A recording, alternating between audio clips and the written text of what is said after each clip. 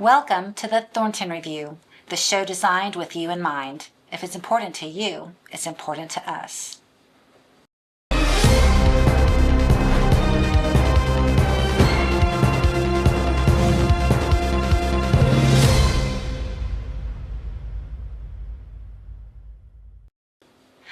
Pensacola City Councilman Delarian Wiggins was born and raised in Pensacola, Florida.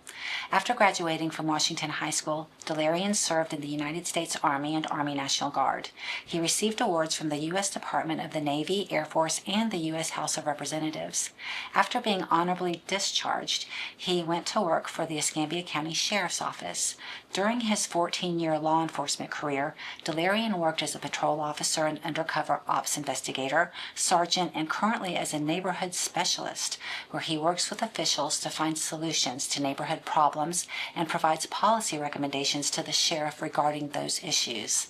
Delarian is a member of WSRE Foundation Board, 100 Black Men of Pensacola, Healthy Opportunities and Options Promoting Success Mentoring Group, and often speaks at civic events about community involvement and improvement strategies and the importance of citizen involvement. Delarian was first elected to Pensacola City Council in November 2020. In 2021 and 2022, Delarian served as Vice President and President of City Council.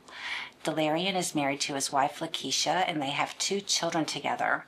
His family is one of the driving forces behind his decision to seek public office. Delarian believes that the community should provide opportunities and outlets that are suitable for all segments of the population.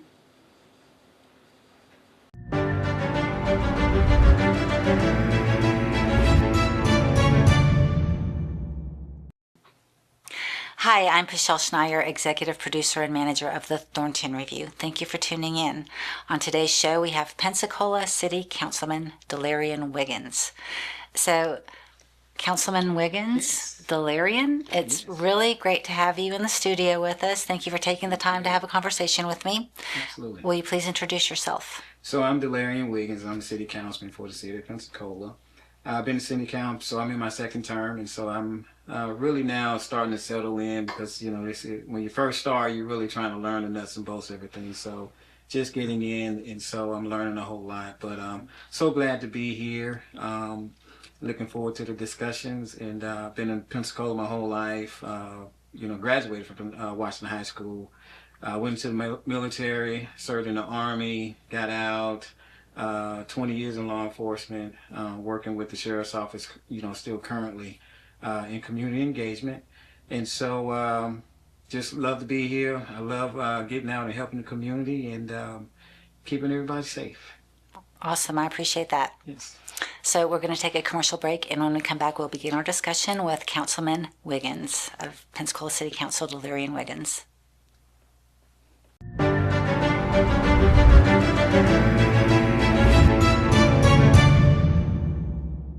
There is no government-funded program that can guide a man's thoughts. Only God can do that.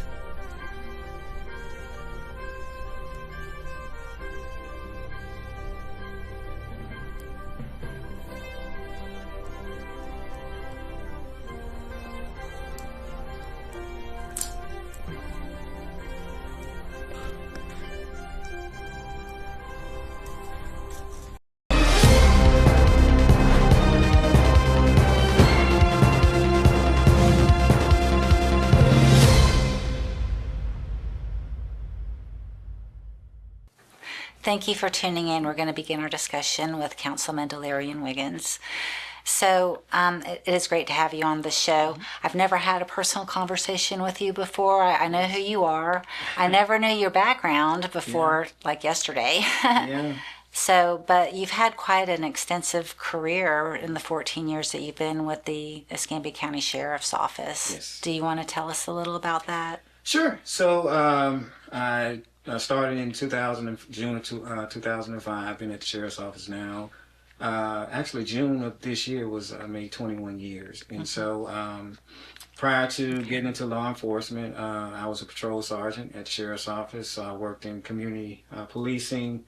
I was a patrol sergeant. And so that's where I say I got my I got really grounded into really getting out and, helping the community, trying to solve problems, and really trying to bridge the gap between law enforcement and the community. And so working, with two different sheriffs. And so now I'm, currently working under Sheriff Chip Simmons. And so he hired me back as a community engagement specialist. And so we have done a lot of great things under Sheriff Chip Simmons administration. So excited, and so just I love engagement. I love really helping people, and so I'm just glad to be here today to share some of these things with you guys. Good, awesome. So let's talk about Baptist Hospital. Sure. That's been completely demolished, correct? So we're in the process now. So we went through the remediation because of the asbestos, and so okay, so it hasn't been remediation. And so the actual tearing down of Baptist should begin hopefully in the next couple of weeks. And so that's a process in and of itself. That should take at least another couple of months, about 12 more months for us to actually tear it all down and get it leveled. And so we had a lot of community engagement meetings with the community, keeping them updated as far as, how the process is going, things of that nature. And so what we did now, because when you talk about Baptist, people look at Baptist, they think, oh, it's just a hospital.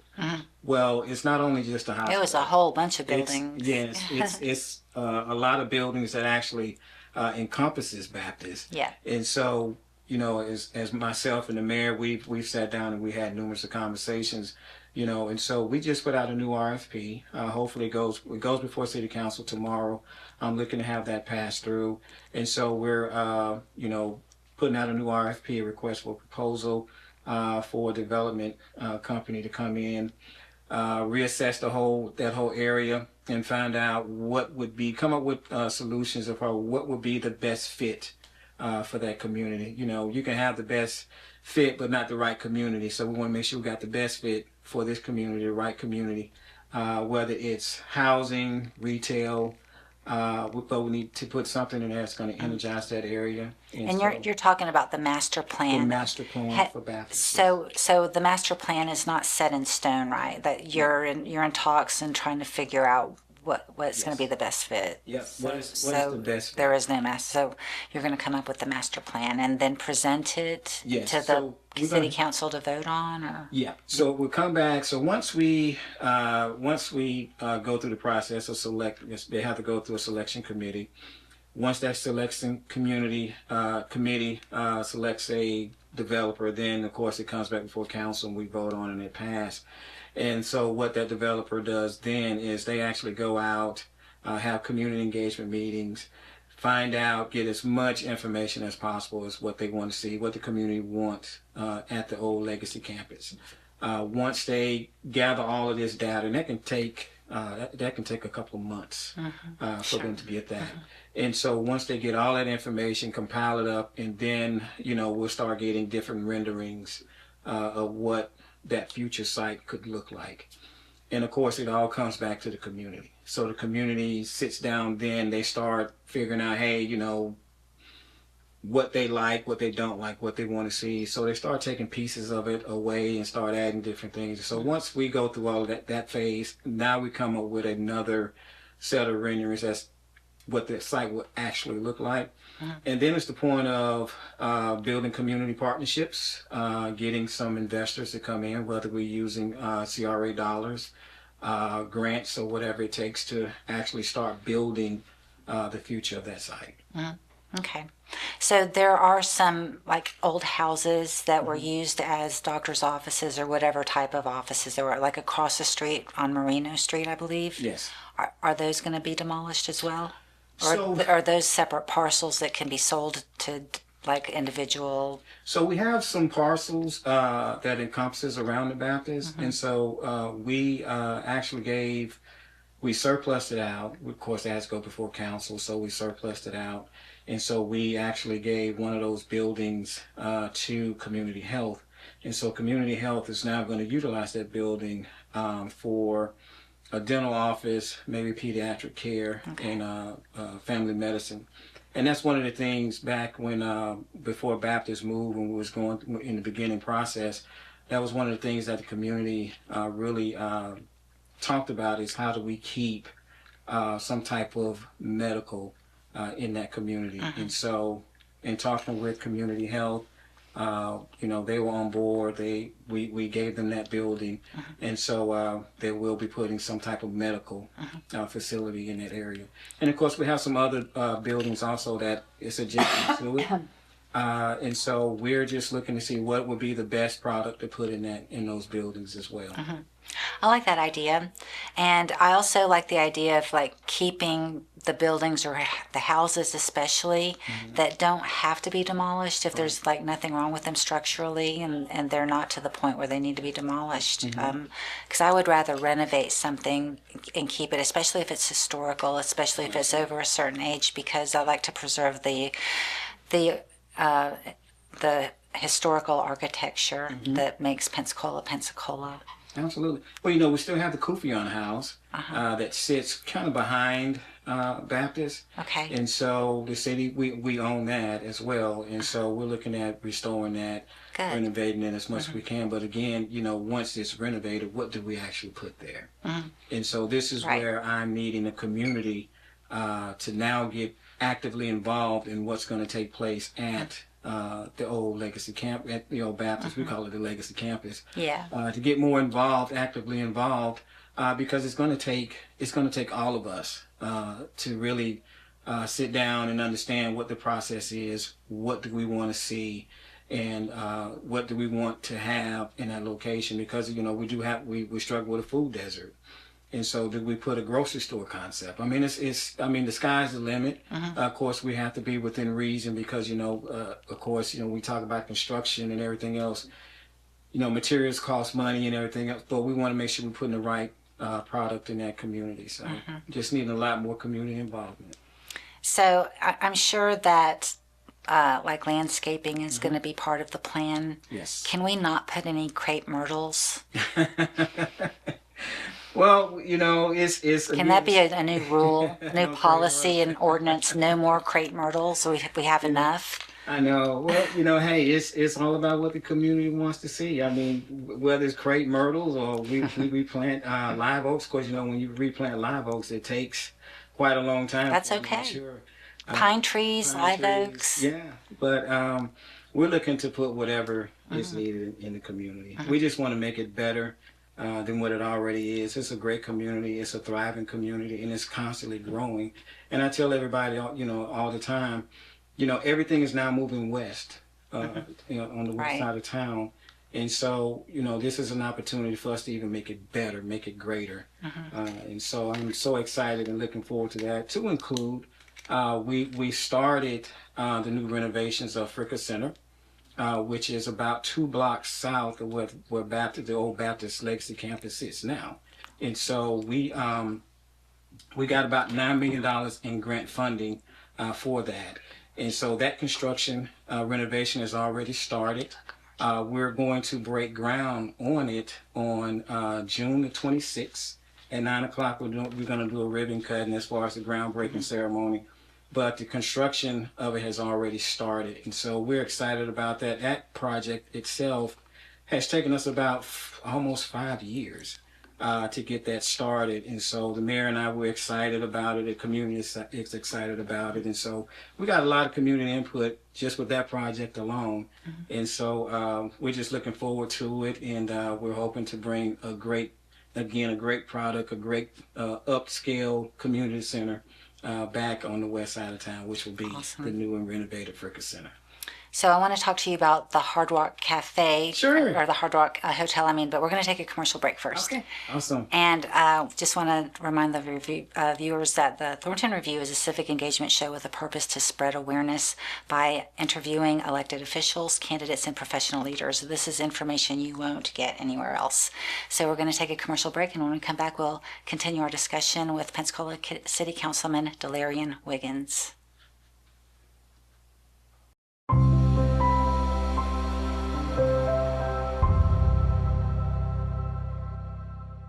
monetary discounts. Vinyl fence, wood fence, aluminum fence, chain link fence. If it has the word fence, Alpha Fence Company can do it.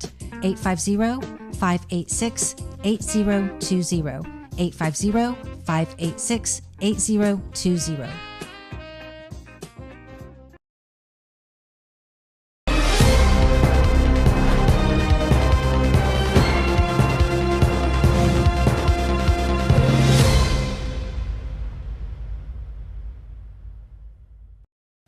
Thank you for tuning in. We're going to continue our discussion with Councilman Wiggins. So there's plans to build a Hard Rock hotel, Yes. Not a casino, not a cafe, but a hotel. So is that set in stone yet? Has it been started? Is the contract signed and sealed? So the contractors have already been out on site. We've already had some meetings with them. They've already put out bids to get the project started. So it is moving along, and we're excited about it. So it's the Hard Rock Reverb, not the casino, but the Reverb. And so it's going to be really nice. It's going to be, I think, about 7 stories high. Okay. And right next door to it, on the same lot, if you will, is going to be a 13-story, 280, and don't quote me on that, but about 280 turnkey apartments on the other side of it. Wow. And so that is going to be, that's a huge plus, especially with the housing shortage here in Pensacola. So just to be able to bring the Hard Rock, when people say Hard Rock, we get excited, but I mean, it's a really exciting project because they're bringing a lot of great things here, a lot of, different restaurants, different things for the community to get engaged with. I saw a few of the renderings. It's going to be really nice. You have that waterfront property, that waterfront view, which is right next to the Wahoo Stadium. So we're really excited about that. I know that the company itself is excited. We've talked to them a few times, and so we're just looking forward to it. We're excited. We know the community is. I tell people all the time, Pensacola is not the Pensacola 5 years ago. It's growing, and we're excited about it, and we're just happy that they're coming. So do you happen to know what the tallest building is now? How many floors the tallest building in Pensacola has right now? Oh gosh, if I had to guess, I would think it may have been. Is it that building on the corner of Government and Palafox? I think it's either the old SunTrust. I think it's the that SCI of course, building. yeah. But I think the tallest building may be. I think it's the Grand Hotel. Maybe. Okay. How many floors is that? Do you know? I think that's right around 11. I think 11. Okay. 11 or 12. Now this is something I learned when I was talking with the project managers at Hard Rock. They never go with an even number as far as stories. They have to go with an odd. But they also never have a number 13. Right. So you're saying this is 13 stories. It's going to have to be 14. Well, it might be like 13, but the 13th floor is not going to be the 13th floor. Right. It's going to be the 14th floor. Right. So it's I learned that when I was talking with them. I was like, that's kind of okay. I guess, but but they're gonna also do they're gonna have a nice event center at the Hard Rock. Nice event center, some upscale hotel restaurants. So it's gonna be nice. Awesome. I'll be really surprised at what they're gonna bring. I can't really put a whole lot out about what's coming, but. The Hard Rock is really putting really sitting down and talking with bringing some nice things here to the city of Pensacola. So you mentioned the Grand Hotel. That was just destroyed. I mean, it's still standing, but apparently a Hurricane Sally, just destroyed it. Is that because it's over a certain number of stories? Because there's a reason, and I'm just always assumed it was hurricanes is the reason why we don't have skyscrapers in Pensacola. I don't know. I know that the Grand Hotel. I know it has sustained some damage from Sally. Yeah. But I don't know what footprint they're going to use it right now because it is, still privately owned. Now, I can tell you that it was brought up in discussion a few months ago when we had that joint meeting to talk about the Bay Center it was brought up. What do we do with it? Does the city or the county purchase it? Do we buy it and turn it into something of use for that particular area if we decide to move forward with some of the upgrades to the Bay Center? Yeah. And so those things are not off the table. It has been talked about and discussed. We just, at this point, we're still trying to figure out one, who's going to pay for it, where's the money going to come from. Yeah. So we're still in the beginning phases of where do we go from the talks we had a few months ago at the Bay Center. So that hotel has the old train station right there, does. and it was moved to that spot to build the hotel. Yeah.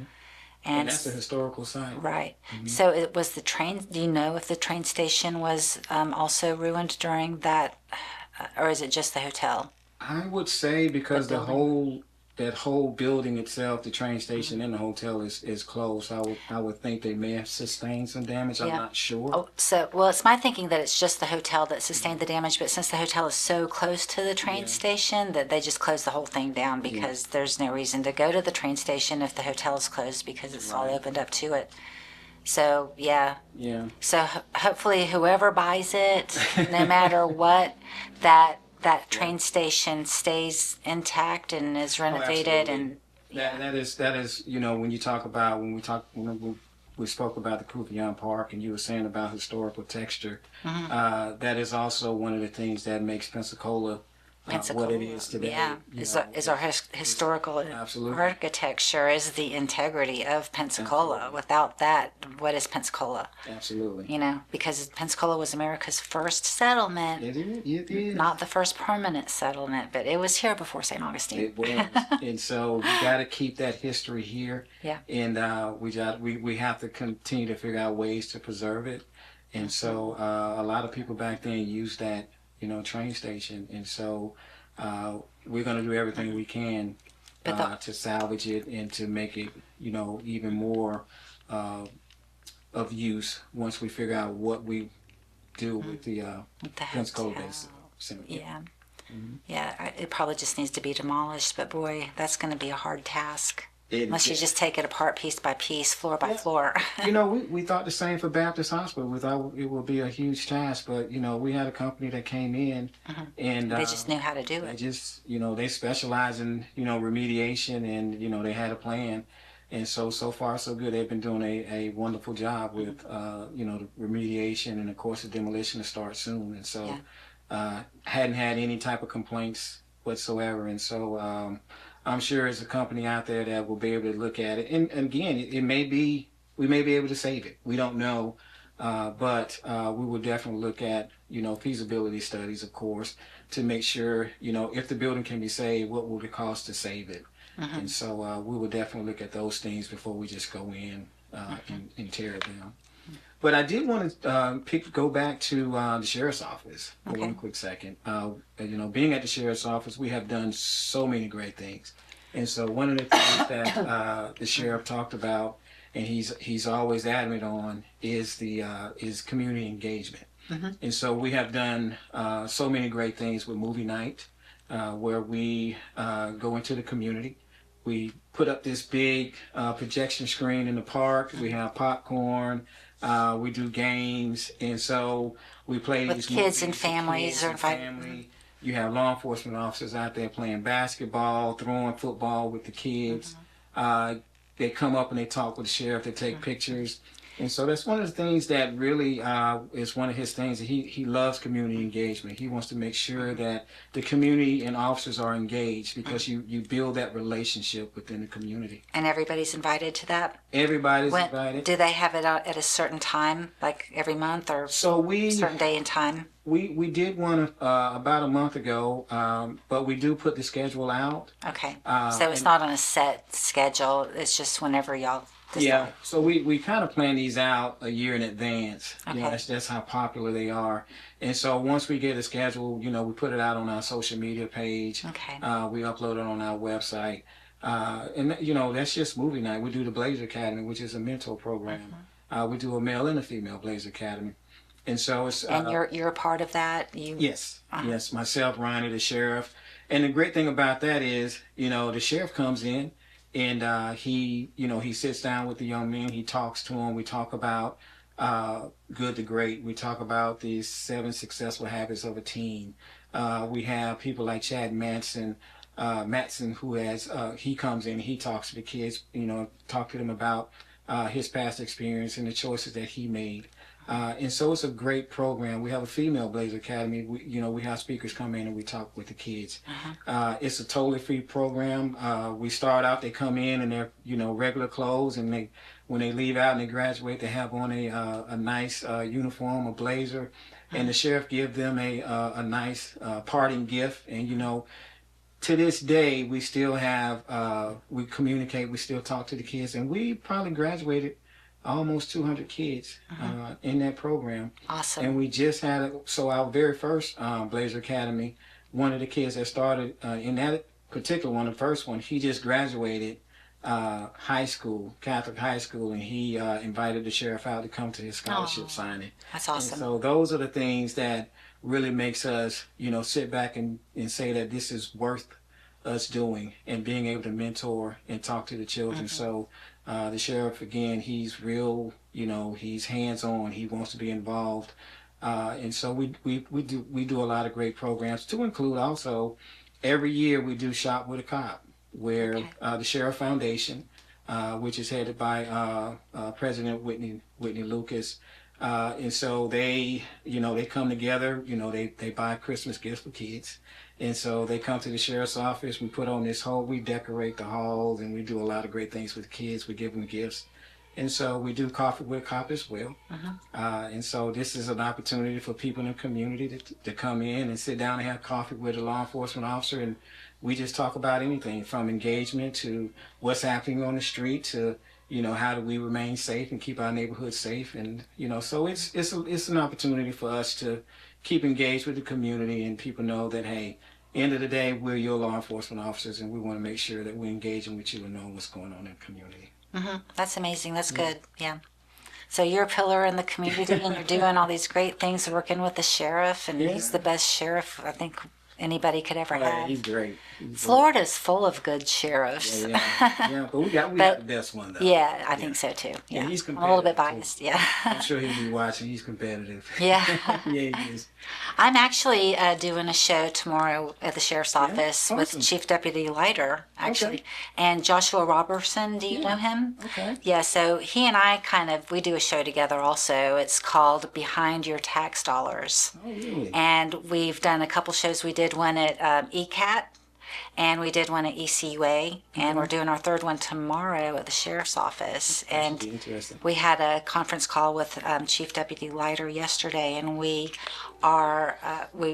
made an outline of all the different departments we're going to go and just talk about, and let our viewers know where their tax money is going. It's important. It's important, Yes. and to know that it's going to a good cause. It is. It is definitely a great thing to do. Taxpayers need to know where their money is going. And so we just got to make sure we foster those communications and make sure the information, this is why this show is so important, is to get the information and get this information to the people that needs to hear it. I appreciate that. Do you have one closing statement that you'd like to get out? Because we are going to have to cut this off.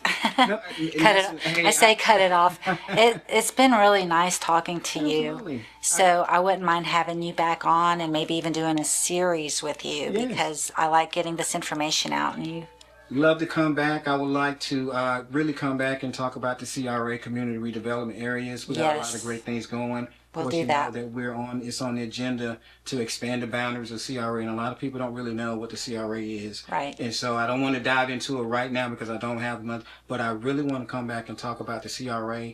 So we'll do that next month. knows. Yes, let's do it. thank you. I appreciate you more than you know. All right. The Thornton Review is on the air to provide public service awareness and intellectual infrastructure to our community. This show is brought to you by Larry Downs Jr. Plumbing, Alpha Fence Company, Ida Gates Godly Tees LLC, Gary Sapp Automotive. Our guest today is Pensacola City Councilman Delarian Wiggins. And we want to thank you for watching this episode of the Thornton Review. Bye-bye.